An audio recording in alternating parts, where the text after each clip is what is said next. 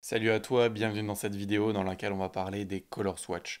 Les color swatch, si vous ne savez pas ce que c'est comment modifier l'apparence des variantes pour faire en sorte que ce soit tout simplement des blocs de couleurs, en l'occurrence pour les variantes de couleurs. Par exemple, vous avez des variantes où vous vendez un t-shirt, vous avez la variante jaune, vert, rouge, noir, blanc, beige, noir, j'ai déjà dit, mais bon, bref, vous avez plusieurs couleurs. Bah, à ce moment-là, vous pouvez choisir quelle couleur afficher à quel endroit. Et ça, c'est super puissant pour améliorer toutes vos pages produits. Et on va voir comment le faire de manière très simple directement sur le Storytime. Donc ici, lorsqu'on est sur la page produit, on voit directement les couleurs ici, châtain, brun foncé, roux ou noir. Admettons, j'ai envie de mettre une couleur pour l'intégralité de ces variantes. Il suffira d'aller directement dans les paramètres de thème, ici, d'aller dans couleurs, d'aller ici dans les variantes de couleurs.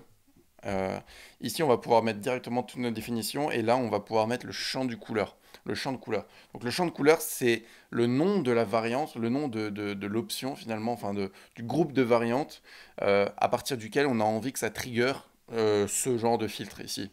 Donc, si par exemple, ici, vous avez couleur, vous avez teinte, qu'est-ce qu'il pourrait y avoir d'autre variante de couleur, enfin peu importe. Ici, admettons, vous avez couleur ici. Donc, on va venir copier ça et on va venir ici le coller, tout simplement. Comme ça va trigger directement toutes les variantes qu'on aura mis ici, toutes les définitions qu'on aura mis ici, uniquement sur le champ de variantes couleur.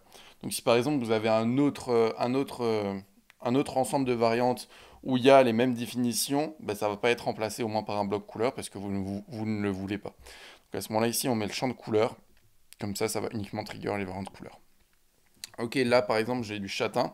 Donc ici on voit bien qu'il y a des petites consignes à respecter. Il faut inscrire chaque définition sur une ligne, comme c'est le cas ici sur la première, enfin sur la définition ici sur le modèle. Les couleurs à plusieurs mots doivent être écrites avec un tiret entre les mots et sans espace du coup, comme là par exemple green light, ça s'écrit green-light avec la définition du code couleur après. Ok, donc là ça y est, j'ai rempli mes définitions de couleurs. Donc là on voit que pour le châtain j'ai mis un certain code couleur, brun foncé, donc je l'ai bien écrit brun-foncé. On peut laisser les accents, c'est important de respecter toujours la casse de la police, c'est sensible à la casse. Donc si maintenant vous avez mis un accent sur vos variantes, comme là par exemple le brun foncé ici, il y a un accent à la fin, mais qu'ici vous n'en mettez pas, ça va pas marcher. Si par exemple ici, mince, tac, j'ai mis, ici par exemple si je mets un E à la place, bah, ça ne va pas fonctionner, parce que ça prend vraiment les accents, ça prend les majuscules, donc faites attention à ça, c'est sensible à la casse. Ensuite, vous avez le roux ici, donc j'ai mis une certaine couleur, et enfin le noir, bah, j'ai mis du hashtag 000. Donc là, par exemple, quand vous allez glisser en fait votre souris dessus, on va voir les définitions qu'il y a juste au-dessus. C'est pour un petit peu plus de clarté, simplifier l'expérience client. Et puis après, si par exemple je veux le noir, ben, j'ai juste à cliquer, cliquer, cliquer. Et après, il y a toujours la petite bordure qui va être autour. Donc ça, c'est super pour paramétrer toutes vos couleurs. Pourquoi on l'a mis dans les paramètres de thème et pas directement dans la section produit?